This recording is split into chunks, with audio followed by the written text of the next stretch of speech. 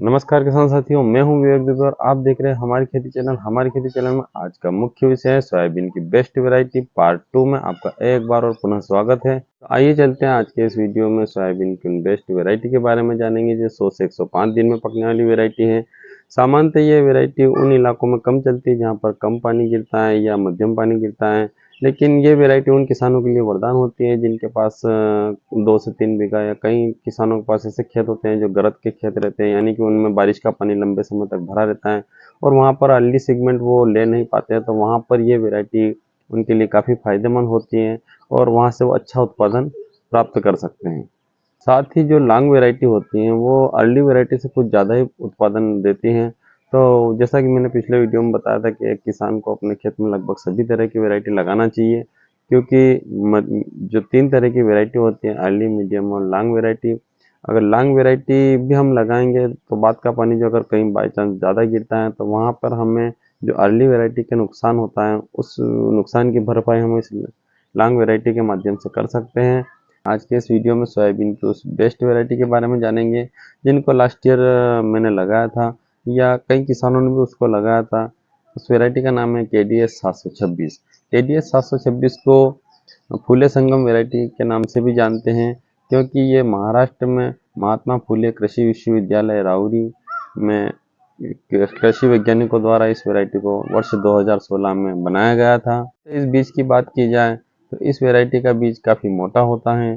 तने की बात की जाए तो तना मोटा होता है, पौधा काफ़ी बड़ा और फैलावदार होता है, यानी कि जो अन्य वैरायटी की सोयाबीन होती है उनसे कहीं बड़ा इसका पौधा होता है और काफ़ी फैलावदार होता है। तो सामान्यतः इसका बीज जो अन्य वैरायटी का हम लगाते हैं उससे कहीं कम लगता है, लेकिन लास्ट ईयर जब मैंने इस वैरायटी को लगाया था तो 2 बीघा में समथिंग इसका 35 किलो बीज मैंने लगाया था, यानी कि 1 बीघा में 18 किलो प्रति बीघा मैंने इस बीज को लगाया था।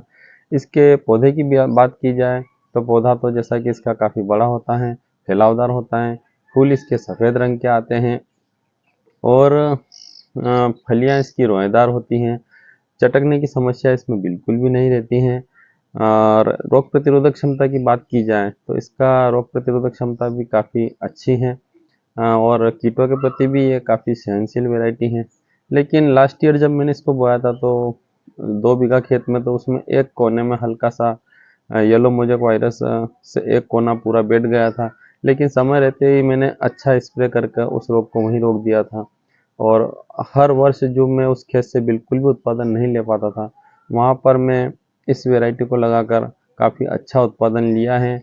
सामान्यतः ये वैरायटी महाराष्ट्र, तमिलनाडु, आंध्र प्रदेश वहाँ के लिए रिकमेंडेड है, लेकिन आप इस वैरायटी को अपने उन खेतों में भी लगा सकते हैं जिनमें बारिश का पानी लंबे समय तक भरा रहता है या जो आपके गरत के खेत रहते हैं। अगर उन खेतों में आप अर्ली वैरायटी लगाओगे तो आप कुछ भी उत्पादन नहीं ले पाओगे और सामान्यतः अगर इस वैरायटी को आप वहाँ पे लगाओगे तो आप अच्छा खासा उत्पादन उस खेत से भी ले सकते हैं। वैसे KDS 726 में जो बीज दर मैंने लिया है 18 किलो प्रति बीघा वो सामान्यतः गलत है, पर मेरे मन में ये शंका थी कि कहीं बाद में ज़्यादा पानी भरा रहने के कारण पौधे गल जाएंगे, पर ऐसा कुछ भी नहीं हुआ। तो सामान्यतः अगर आपको इसका बीज दर लेना है तो आप इसमें 18 किलो के बजाय 12 किलो प्रति बीघा ही आपको इसमें बीज दर लेना है और अगर एकड़ की बात की जाए तो 22 किलो प्रति एकड़ के हिसाब से इसका बीज पर्याप्त है, क्योंकि इसका पौधा काफ़ी बड़ा और फैलावदार होता है और अगर हम यहाँ पर बीज दर कम लेंगे तो पौधे को फैलने के लिए अच्छी जगह मिल जाएगी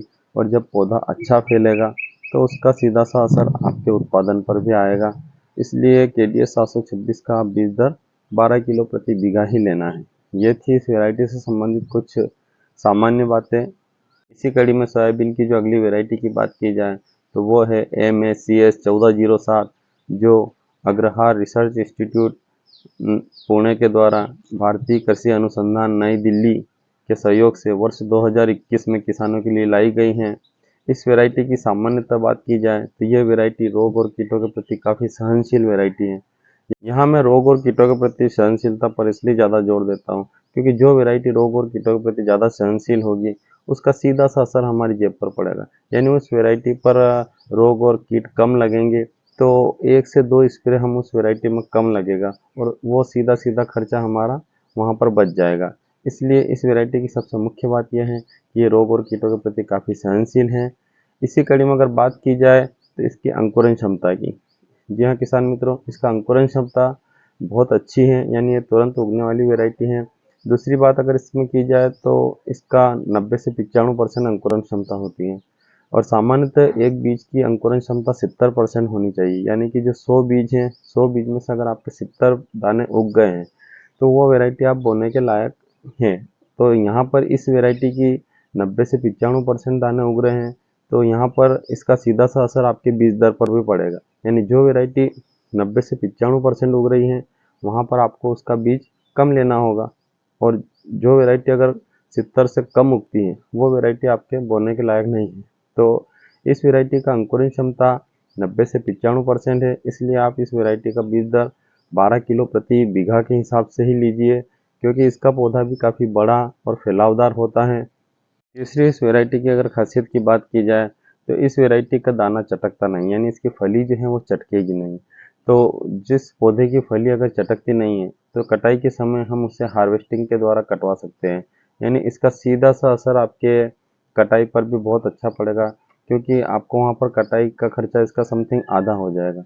अन्य वैरायटी को आपको छोटी हाइट वाली होती है, उसको आपको मजदूरों के द्वारा कटवाना पड़ता है, फिर इकट्ठा करवाना पड़ता है, फिर मशीन से निकलवाना पड़ता है, तो उसमें आपको मजदूरों को भी पैसा देना पड़ता है, इकट्ठा करने वालों को पैसा देना होता है, और जो मशीन से निकाल रहा होता है उसको भी पैसा देना होता है। लेकिन इस वैरायटी की हाइट और पौधे के फैलाव काफ़ी अच्छा होने के कारण फलियाँ चटकती नहीं है, इस कारण आप इसको अगर डायरेक्ट हार्वेस्टर से कटाओगे तो सीधा आपका एक खर्चा यहाँ पर, मोटा खर्चा आपका यहाँ पर बच सकता है। इस वैरायटी की अन्य विशेषता की बात की जाए तो इस वैरायटी का बुआई का समय 20 जून से 5 जुलाई के समथिंग होता है। इसकी बीज दर 12 किलो प्रति बीघा के हिसाब से हैं। फूल की बात की जाए तो इसका फूल सफ़ेद रंग का होता है। पौधे की हाइट काफ़ी बड़ी और फैलावदार होती है। तने की अगर इसमें बात की जाए तो तना काले रंग का होता है। इसी के साथ इसके पकने की अवधि 105 दिन है। फलियां इसमें चटकती नहीं हैं और सामान्यतः ये वैरायटी असम, पश्चिम बंगाल, झारखंड या उत्तर पूर्वी राज्यों के लिए अनुशंसित है। इस वैरायटी को आप अन्य राज्यों में भी लगा सकते हैं, पर वहाँ पर इसका बीज दर अलग हो सकता है। ये बीज दर और जो इसकी प्रोडक्शन की बात है तो वहाँ पर 39 क्विंटल प्रति हेक्टेयर इसका प्रोडक्शन होता है। तो ये बीज दर और उत्पादन वहाँ के उन राज्यों के लिए हैं।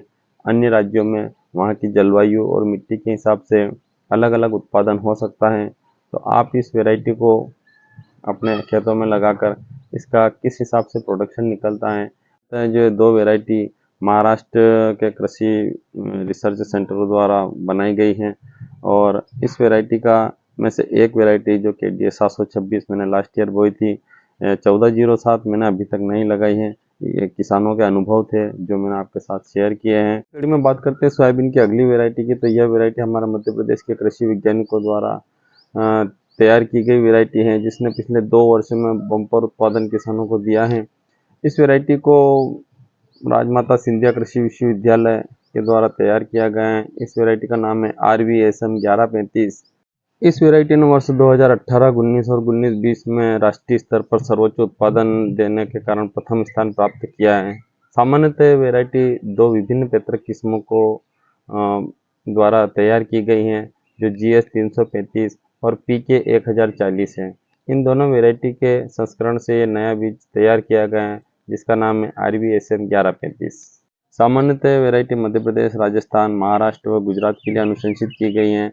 बात करें इस वैरायटी के रोग प्रतिरोधक क्षमता की, तो यह वैरायटी पीला मोजक वायरस, चारकोल राट और जड़ सड़न के लिए काफ़ी सहनशील वैरायटी है। कीटों के प्रति तो ये काफ़ी सहनशील वैरायटी है ही सही, तो अधिक से अधिक किसान भी इस वैरायटी को लगाकर अच्छा उत्पादन प्राप्त कर सकते हैं। वहीं बात करते हैं इस वैरायटी के सामान्य अन्य लक्षणों की, तो इस वैरायटी का फूल सफ़ेद कलर का आता है, फलियां भूरे रंग की चिकनी होती हैं, रोए रहित होती हैं।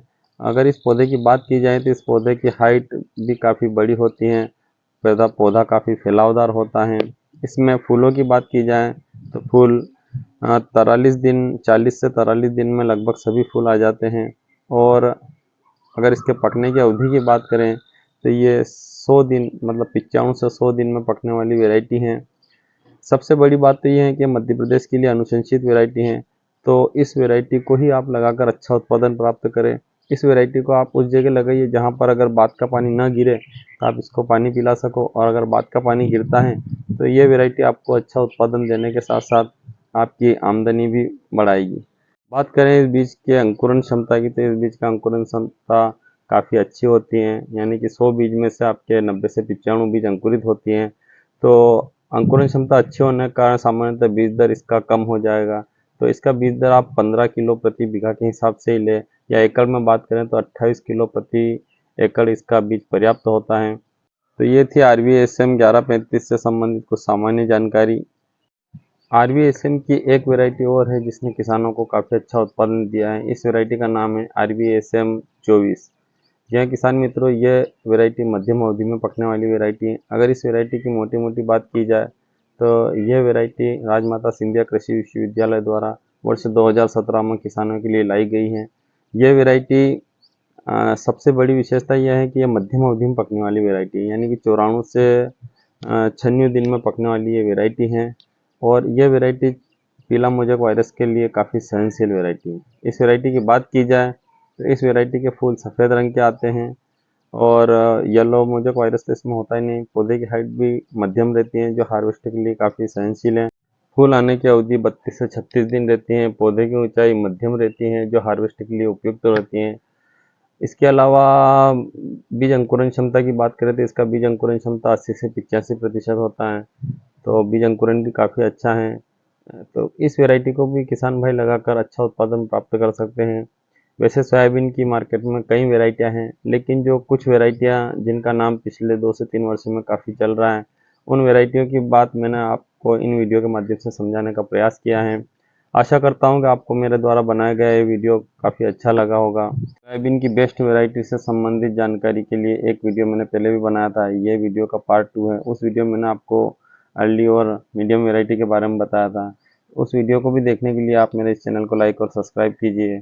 सामान्यतः मेरा तो हर किसान से यही निवेदन है कि मेरा ही नहीं, अन्य चैनल भी जिसमें आपको अच्छी जानकारी मिलती है तो उसको आप लाइक और सब्सक्राइब कीजिए, क्योंकि जो आपका मुख्य बिजनेस है, अगर उस मुख्य बिजनेस में आपको अच्छी अच्छी जानकारी मिलेगी तो वो कहीं ना कहीं आपकी उन्नति का कारण रहेगा। तो सभी किसानों से निवेदन है कि आप मेरे इस चैनल को लाइक सब्सक्राइब और शेयर कीजिए। मेरे अलावा भी आपको किसी अन्य का चैनल अच्छा लगता है तो आप उसको भी लाइक सब्सक्राइब और शेयर कीजिए। आशा करता हूँ मेरे द्वारा बनाया गया वीडियो आपको अच्छा लगा होगा, और आगे भी इसी तरह के वीडियो और भी अन्य दवाइयों से संबंधित जानकारी, या सोयाबीन में कौन कौन से खाद आपको किस समय डालना चाहिए, किस दवाई का उपयोग कैसा है, और किस रोग से संबंधित किस दवाई को डालना चाहिए, इससे संबंधित भी जानकारी के लिए आप इस चैनल को लगातार देखते रहिए। धन्यवाद। जय जवान जय किसान।